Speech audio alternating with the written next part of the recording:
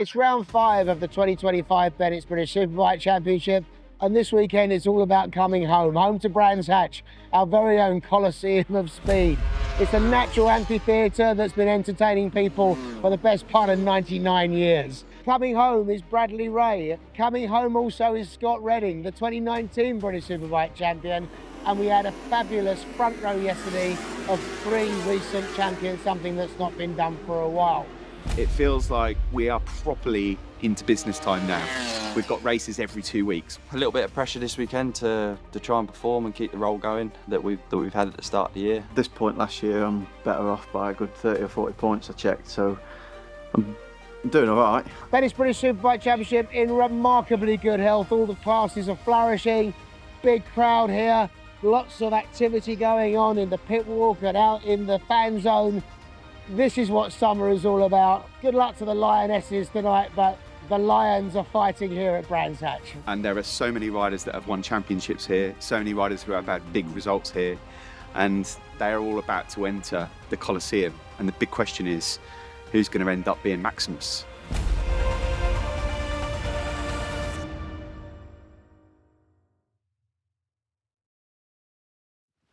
Naturally, the big news coming into the weekend of Scott being back was great news for the championship, great news for the PBM team, and also I think because Knock Hill is such a difficult, that was a baptism of fire to walk into for Scott. At Knock Hill, it was kind of like thrown in the deep end. You don't know how to swim, but you kind of know how you should swim and just manage it. And that's literally how my Knock Hill went, like rain, dry, patchy, race, 10 minutes dry time, qualifying, Q1, it was crazy. I went home and I went, what just happened? Not that Brands Hatch is a normal circuit, but because it's slightly larger, it, in my mind, sort of would suit Scott's riding style a little bit more than Knock Hill. I think we're all excited to see how he can get on. And as the weekend progresses, I think by the time we get to race 3 on Sunday, there's going to be a really good gauge of where Scott's at. And he's just going to get stronger once he gets used to it. Brands, I love it, but it is very technical. I walked the track yesterday. I went down Paddock Hill and I was like, that is steep. But seeing the track like that, it was spectacular. Like going through all the trees, the track goes up and down, the cambers, like incredible. So getting back out is a place for me where it's going to be not easy for me, but I feel like I'd be able to unlock a little bit more of my potential. Free practice 1 and 2 at Brands kicked off under beautiful weather conditions. The height of summer at Brands Hatch, a big busy crowd on the Friday. And we got to witness Kyle Reid taking his first session topping morning. He was fastest in free practice 1. When I spoke to him in pit lane, he seemed very happy about topping FP1. He says he got on the bike, he felt good, he felt happy. Some great memories come flooding back from the championship in October. And he hit the ground running and he enjoyed himself. He said he had a big smile on his face riding the bike. So that's kind of key to going fast. If you've got a happy rider, you've got a fast rider. And the same has to be said for Christian Idden. After the session, in the pit lane, chatting with his team boss, Darren Fry, and Darren says, we told him we're going to do 5 laps. He stayed out and did 10 laps. The bike's working well, from the first lap of free practice, then, bike's been good. It likes to be at lean, and, you're always at lean around here, so the bike's worked well from the first free practice, and we dropped on a setup from pretty much from Snetterton, then through Knock Hill, and now I'm starting to, we're starting to, really prove that is the right way, and also I'm starting to gain confidence with it. I think the bike's handling that bit well, if I'm honest with you. I still don't think we're getting out of the one before it, Westfield, is it? The ride before. The ride before I pinkled out. He had so much fun riding the bike, huge smile on his face, sitting at the top, not the top of the times, but in the top 3. What a time to start performing.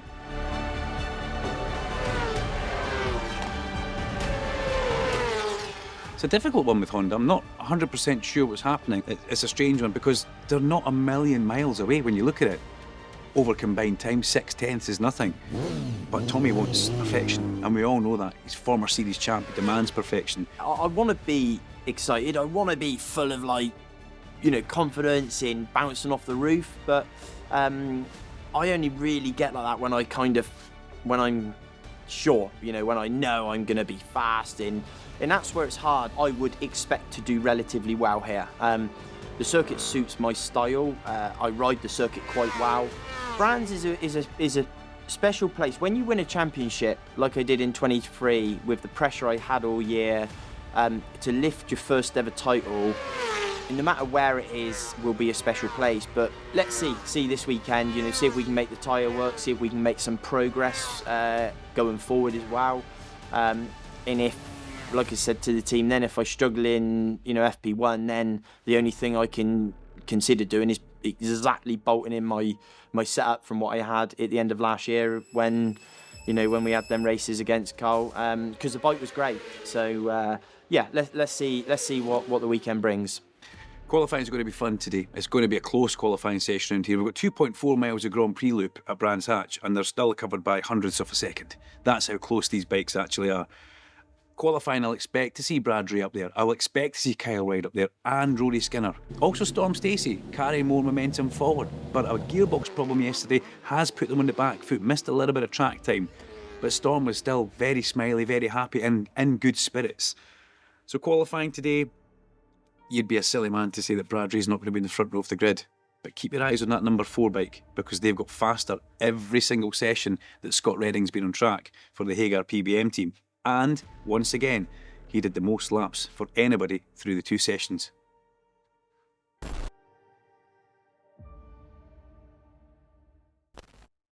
For qualifying, there were a bundle of riders. I counted up to 10 that you could make a case for saying they could push for a front row. Yeah, from first free practice I felt good. Qualifying, I did the best lap I've ever done around this track. And Christian Idden has had a really good marker here on this lap. Yeah, but I think he's been held up a little bit towards the end of the lap. He had a go going up the inside of Fraser Rogers into Stirling. It didn't quite work. Over the line then. 25.2, I'll tell you what. Hey, for a first flying lap, that's not bad. The laps that were put in by Kyle were really impressive. I mean, he had a big crash yesterday in free practice. But he's got great speed around here, so you knew he would be challenging. Good lap here coming in from Kyle Wright then. That unbelievable race at the back end of last year. Is this going to be the weekend where things really lift off for Kyle? When things are going right for Kyle, he's so accurate. Just look, every single lap is millimetre perfect on track. Kyle Wright then comes over. Is he going to challenge Idden? He is not. He goes second. I was not expecting a mid 124.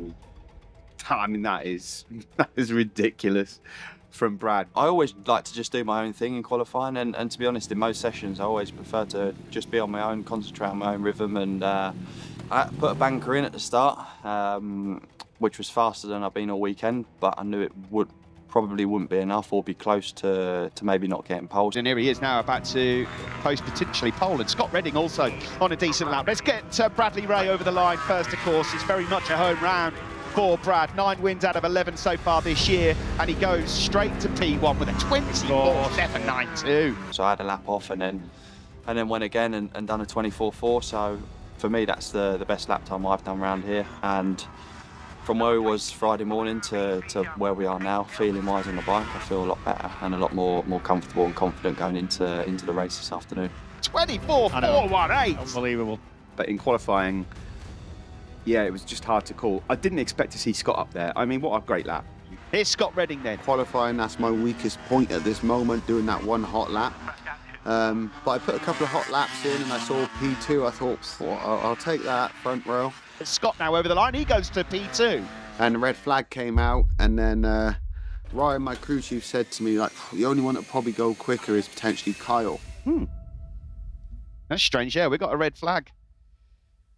It's in a bit of an awkward spot, isn't it, there on the exit of Paddock Hill Bennetts. The red flag came out because a brake duct fell off Kyle Wright's bike. We all thought the grid was set at that point. We thought, who could possibly go out and do a super pole lap? Will everybody go and try and do that together? Well, yes, they did. And the only man to benefit from the red flag and improve his position was the defending reigning champion, Kyle Wright. Checkered flag out then at the end of qualifying here. It was red flagged for track conditions. Let's see if we've got any changes coming up. Max Cook comes over the line. No improvement for him. He stays in 9th spot. I don't expect anybody to improve here. Doesn't look like there is going to be anyone to improve. Oh, yeah, right, yeah, there you go. Take it all back. 24 as well. Really yeah, that's a good lap. He put in a really, really good strong lap and got himself onto that front row of the grid. But I think a lot of eyebrows were raised by who completed the outside of the front row of the grid. Scott Redding.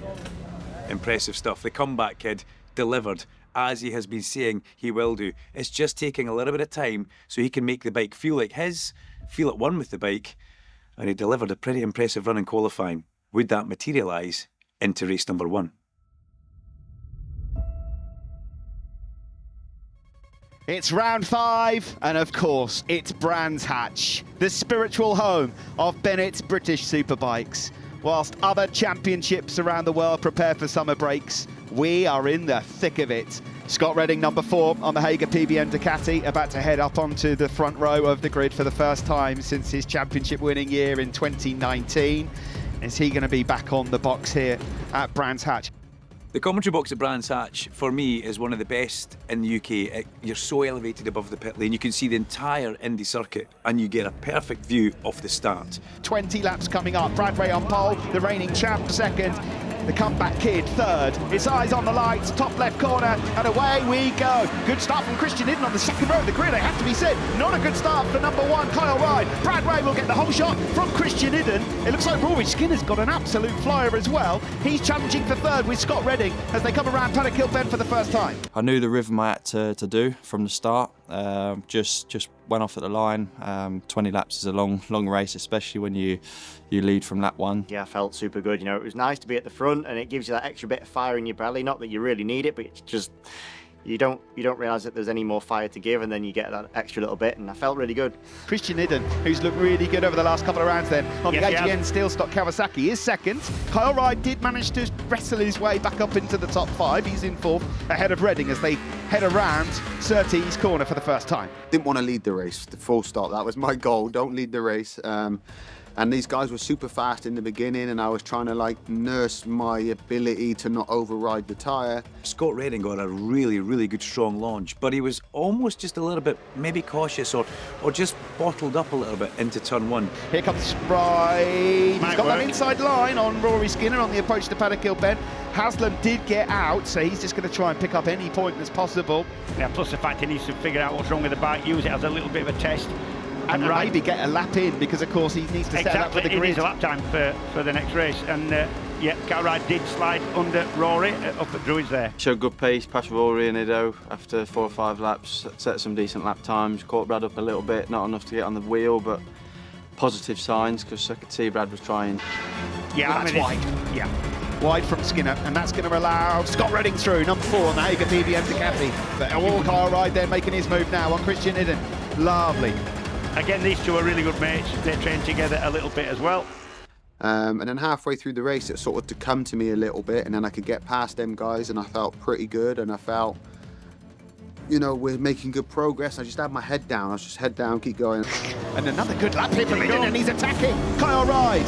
That's lovely, and he's just about going to hold it, is he? Yep, Kyle Ride trying to come back through, but Christian Idden then. Brilliant stuff from Idden. These two scrap once more, Ride and Idden. As you just mentioned, good friends off circuit, and now it's just inviting Scott Redding into the party. Yes, it is. If anything, towards the end of the race, it was the Hager PBM Ducati that came on strong. As Scott Redding now moves through on Christian Idden. Yeah, you would expect the Ducati to have a little bit of an advantage on the straight.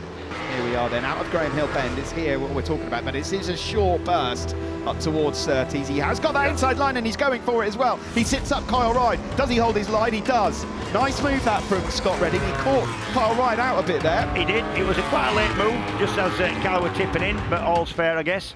Last half of the race was just a sitting duck and struggling like mad. Just the latter part of the race, I can't get the bike to feel like it can at the start. Kyle was obviously up there for a while, and I thought when Kyle got up to second that it might be him that was going to stick the fishing rod out and start reeling in Brad. But I guess in a way, it just had to be Scott, didn't it? This is going to be quite a big chunk that Redding's taken out over the course of 1 lap. Let's just check. Over the line, 26 flat at 25.3. That's 7/10 of a second. That's pretty much half the gap. And I looked up and I saw Brad, and I was like, God, like, I couldn't get him here. Has he got some tyre issues? I was like, oh, this is tasty. I had a small problem with the bike in maybe lap 17 of the race. Just pulled maybe 1.82 seconds on Scott. Had a small glitch with the electronics or something on there. Lost a second on that lap, which allowed Scott to get sort of in sniffing distance of pushing for the win. Scott's got the flavour back. He has. And we saw it coming this weekend. I thought this was a little bit early for him to sort of get into the groove, but this is brilliant from Scott. And a purple sector in sector 2. Is that 2? Yeah. Yes, it is, yeah. Another couple of tenths he's clawed back. And Reading came from 5th to 4th to 3rd to 2nd, and then put the fastest lap of the race in right at the very end to give him pole for the next race the day after. Has he got anything left? Probably say plus, which means somebody's coming.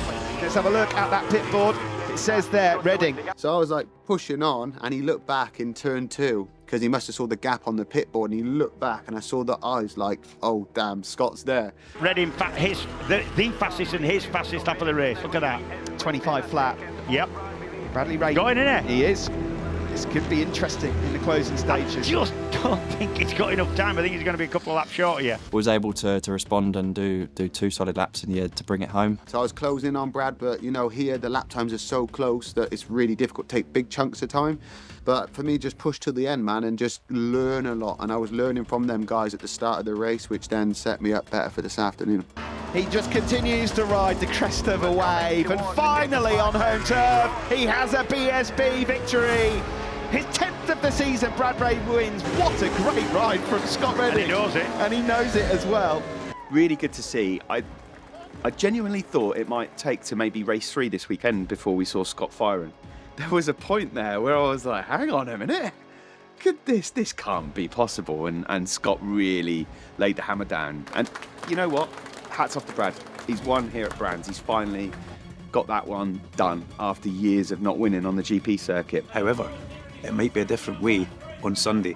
Superbike Sunday always throws up a little bit of something. The Monster Energy King of Brands, everybody wants that trophy. But I think we're in for a proper fight today, because what we saw at the end of that race was Scott has got that flavour and he likes the taste.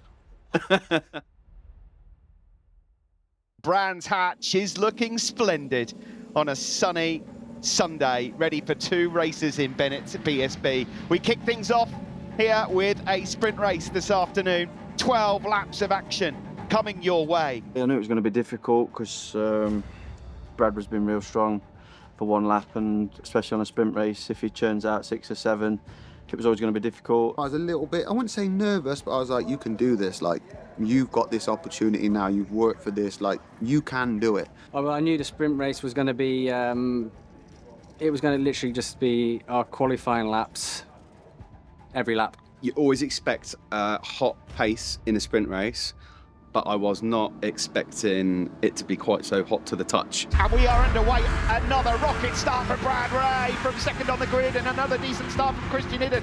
Scott Reading has recovered well after initially not getting away too well from the line. Kyle Ride there just running it a bit wide. Will that work out? And no, it's Andy Irwin. That was now in go into Druids. Yep, Andy Irwin didn't do so bad off the line there, but got pushed wide into Paddock Hill, yeah. Sterling's for the first time. Kyle Ride with a move. Fourth quarter about it on Danny Kent. Danny Kent closes the door. Ducked it out there, didn't he? Danny Kent. He needs to. He needs to. It absolutely is what we've seen. Oh, and he's up the inside into clearways as well. Danny Kent, this is what we wanted to see, up to 3rd. Danny getting aggressive, which was brilliant on the McCamish Yamaha. A move up the inside into clearways takes some guts, and notoriously, Danny's always been quite polite. But we like this. This is good. I was running 3rd, was just catching or just got onto the back end of 1st and 2nd, and I felt really good. Kyle Ride has gone up into 4th. Can he now bridge the gap? The bike was definitely better, but I had a bit of a gap to catch up, and I couldn't really catch it up. Danny, Scott and Brad was fast. Scott Reading was there, and there was a sense of inevitability in that race as well, because he just looked menacing. He didn't let Brad Ray do what we've seen Brad do all year and disappear at the front. The pace was strong. I wanted to get out front, attack at the start. And every lap I was doing 24s, 24.6, 24.5, 24.4, and the gap was +0 the whole time. 24.466 now for Bradley Ray. What a lap that was. Yeah. From your race leader. 2 tenths up though. He still can't shake off Scott Reading on the Hager PBM Ducati. And you would think, James, as the race goes on, Scott will get a bit stronger. And I had that inside, I had that fire burning, like, yeah, like this is my time now. So I was just trying my best to glue to the back of Brad, and we was putting in some fire of lap times. Like I didn't look at the dashboard, but I was like, we are moving. Like, I know we are on the limit. And I thought, I just can't let him go. That's all I can do. Not seen pace like this in a race at Brands for some time. Another new lap record for Bradley Ray on the Raceways Yamaha, but the Hager PBM Ducati of Scott Redding is hovering. And on this lap, it looks like Danny Kent's just slipped back a bit. Here comes Scott Redding. He thought about a big move into Hawthorne Corner. Let's check the lap times now. It was a purple sector for Scott Redding. I rather fancy this might be even close to a new lap record. We've had Charlie Nesbitt unfortunately crashing at Hawthorne. It was building up to be a great race anyway.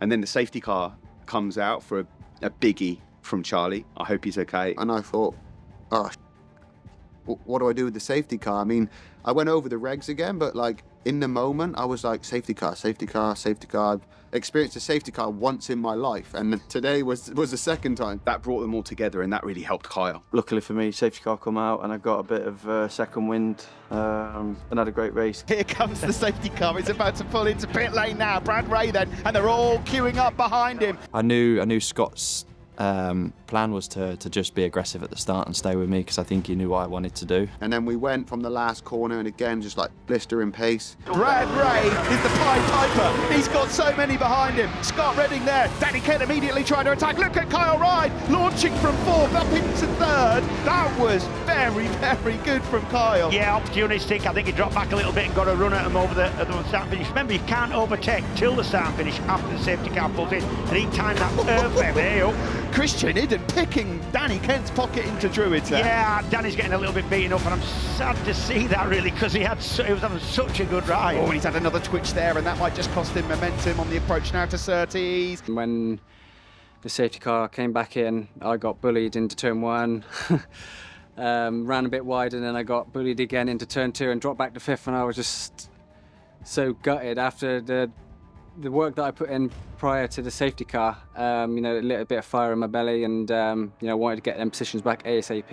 Even the Continental ones, you go down to that speed, you're going to hit something eventually. Scott there thought Having a look at it. Move. He's definitely. Kyle Ride might be the one if he's got that bike the way he wants it. He was really confident before the race yesterday. And let's not forget, when we were here in October last year, he showed plenty of aggressive. Exactly, yeah. Right, through Druids, it's Ray leading the pack. Scott Redding there, twitchy. Who was wide? Someone quite wide through. Behind Christian Idden, I think, whoever that was. Scott again, just feinting to the inside there at Hawthorne Corner. He's fast here. But I felt the tyres dropped, and I felt like it was moving quite a lot, and I thought, I am on the edge. There's nothing more I can give. And then we broke up into turn 8, and I see the marker where he was braking every lap, and I was just waiting for him to brake, for me to brake, and he didn't brake. And I was like, oh my God. Ben Mao, it's gone! Whoa! It's gone down! The front had gone! And Brad Ray, for the first time this season, has gone down in a race. Unfortunately, it was my own mistake. I broke deep, and yeah, just ran a little bit wide, hit the bumps and tucked the front. So yeah, a bit annoyed at myself for that, because it was a silly mistake. I should have been a bit more patient, but yeah, that's racing. We're only human, and regroup and go again. When Scott Redding, the comeback kid here, looks odds on at the moment to pick up a victory. And I thought, oh no, now I'm leading. This was not on my agenda, but it took me a good lap to regroup, because my reference was Brad. Brad goes there, I go there, left, in, and that was just gone like that. And I was like, whoa. So then I just put the laps together. I tried a bit of a gap behind. Just thought, just stay consistent, try to protect a little bit. I don't know if they're coming or not coming. I ain't got really time to know. And then, yeah, we secured the victory, man. Just one more corner to go, and the fans will be on their feet. Through clearways, and Clark Curve awaits. The checkered flag is out. The comeback is always stronger than the setback. Scott Redding wins at Brands Hatch. I'm delighted for Scott. I mean, that takes some doing, and to come back here to adjust to BSB around a gnarly circuit like Brands Hatch as well, and to ultimately pick up the pieces and win his first ever race around Brands Hatch. He's never won a race around here before, ever in his career. Was fantastic for him, fantastic for the PBM team, with Danny up on the podium as well, new faces. You know, it's nice to see. And it really does now put a massive question mark in the air about what's happening this afternoon. Just when you think you know what's coming, the BSP script writers throw you a curveball, and it just goes to show you that in racing, nothing is guaranteed. Expect the unexpected. This is the grid for the race. Bradley Ray on pole from Scott Redding back to winning ways with Danny Kent third. I spoke with Stuart Higgs on Friday and he said, you know, Superbikes at Brands Hatch is good for the soul. And I 100% agree with him. The last race was absolutely bonkers. One of the best Superbike races I can remember in a long time. Eyes on the lights then, top left corner, we're ready to go. And we're underway. Good start that looked like from Kyle Ryde on the second row. A good start again from Bradley Ray. Scott Redding will get second. Kyle Ryde opting for the outside line, but can't quite get through on the cutback. He's going to attack Danny Kent. Will he go up to third? Ray will lead up to Druids. Kyle Ryde attacking, and he goes 2 in 1. He goes through on Kent, he goes through on Redding. Ryde moves up into P2. And this is what they've got to do. In these longer races, Brad Ray, he chips away, 10th by 10th. This is where Brad wanted to be. They cannot let him get away. Yeah, I think the theory is, I think we can see he's going to put the hammer down and try and ball. He's going to try and get himself a little bit of a gap. Although you could see there Kyle Ryde pushing on. I spoke to Shannon Etheridge earlier on, Kyle Ryde's crew chief. They said they feel like they've just finally hit a sweet spot for Kyle on that bike. Yeah, that gave me encouragement for the longer race. The bike started to feel better, especially with grip. And we're talking about little feelings here at this level. In terms of outright lap pace, Danny Kent. Oh, that's a lovely move from Danny. We've seen some aggression from today from Danny Kent. Who was going to sneak through without the invite, yeah. I knew from lap 1 the problems or where I was losing in previous races, the team had fixed that. The McCann's Yamaha of Danny Kent is right on his tail as they come over the line. Another 10th gained by Brad Ray. Kyle Ryde then, he can't hold on to it. It's another brilliant move from Danny Kent. He's up into second. And holds the apex as well. Difficult to do that to somebody, well, who you're lapping, never mind somebody with the pace of Kyle Ryde. I honestly thought Danny Kent was going to be the guy. Danny Kent looked so strong, he looked so relaxed. The bike was still in line, it didn't look like he was overstressing the tyres or the machinery. Oh, Lee Jackson. Yeah. And he's holding his hip here, he looks hurt, and the safety car is out after that incident for Lee Jackson, so they will all bunch up together. Great safety car, because this morning my tyres dropped after. So I was behind Kyle, he did something a little bit different. Had a bit of a gap. I thought, wow, that might work, you know. That got me back onto Brad and Danny, because if anything, they were 0.5, 0.6 in front, and I was hanging on a little bit. Safety car about to pull in. He now knows exactly who it is directly behind him as well. And he's gone. But Danny Kent is right on his tail. That was a good one from Danny on the McCann's Yamaha. But will he pounce straight away? He's going forward. He's got that inside line. Is he going to hold his line? Or will Brad Ray get back through on the cutback? That was brave from Danny Kent. He leads, but now up to Druids. Will he hold it? Yes, he will. Does he run wide? No. Fantastic from Kent. Absolutely fantastic. A lot in that, and he was really defensive into Druids, and he made it work. Brilliant. And I just felt so strong. Managed to pick a few places, get to lead, and as soon as I got to lead, I basically wanted to lead the race, but try to be as slow as possible. When Danny passed Brad, I tried to catch Brad basically off guard. He was settling into a rhythm behind Danny, and I passed him into Westfield. If he can get half a second through, he's got a big chance. That's brave. Through Westfield. That's where Brad Ray crashed earlier on. Yep. A couple of heavy hitters, if ever you saw them. Another twitch. Yeah, I saw that. Now that's the point at which you went down the road in the previous race today, but that was a rear slide, and the track drops over that. Oh! Too tight side for Andrew Irwin. That is massive. That is massive. Ryder's doing well there to avoid. He's up on his feet. Of course, is this Andy Irwin? He's some sort of superhero. And then it started to get real dark, and I could hear Kyle on my rear, and I knew exactly what he was thinking. The rain come out, and I passed Danny in case it got a red flag. And when it stopped raining, I know I had 6 hard laps to try and defend, because Danny's been riding good yesterday afternoon and all day today. Been throwing moves at turn 1 and a few other places. You don't want to be at the front and make a mistake. It's a lot easier to gauge from behind. Ryder's gone through. Yeah, that's to be expected. It's more difficult setting the pace when conditions are getting like this. So Kyle Ryde looking for his first win of the season so far. 6 podiums to his name, second in the championship, and I wonder if this forces Brad Ray's hand to try and get through on Danny Kent now.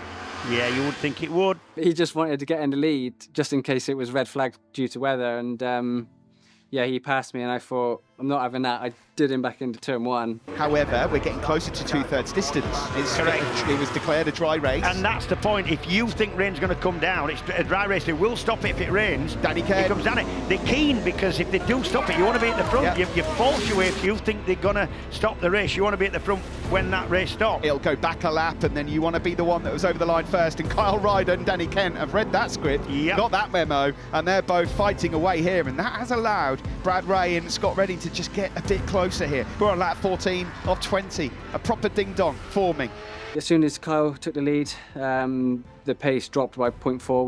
We was hitting 25 zeros. Trying to get into the mix, having a fight with Brad, and I was just thinking about that monster King of Brands thing. I came here for that this weekend, you know, and I thought if I'm not on the podium, I got no chance. Ideally, Kyle could be second, that would help. Kyle was not second. I saw him looking strong up the road. I thought, man, I need to get past Brad. Redding there is pulling up alongside Bradley Ray, and he's made his move. Oh, That's the and move. he sits him up. And that is the move, Steve, and that's exactly what I saw coming. You've got to make that bike, you've got to play to the bike's advantages, and that was it. Has he left it too late to challenge for victory, though? There's a bit of a gap there to bridge. Problem was Kyle was really strong in areas where I was weak, and vice versa. It was like a yo-yo effect, and I just couldn't get close enough to make a lunge on the final lap. Some things are just written in the stars. And when Kyle Ryde gets to the front, you know how good he can be here. He has had a good feeling since Friday. It's his championship winning venue. The checkered flag being made ready. Is it going to be a return to the top step for the man who picked up the crown Danny's here made a at good run Brands? here. He has. It could be quite close for Danny Kent on the McCann's Yamaha. Any twitch from Ryde and it could go wrong, but it's not going to. He's back to winning ways. It's Kyle Style. He wins at Brands ahead of Danny Kent. That's the first victory this year, but he did it. He did it in fine form. Wasn't easy, but yeah, it was nice to win my first race of 2025 with all the lads in it, so it was fair and square, and yeah, it feels good.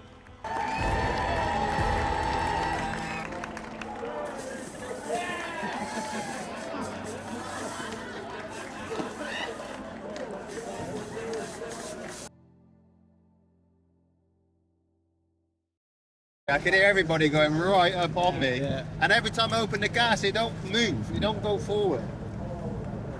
I was getting hammered the first few laps into it. Yeah, you're a bit ginger on the floor. Yeah. I have to. Every time I try a little bit more, it just lights up. Yeah.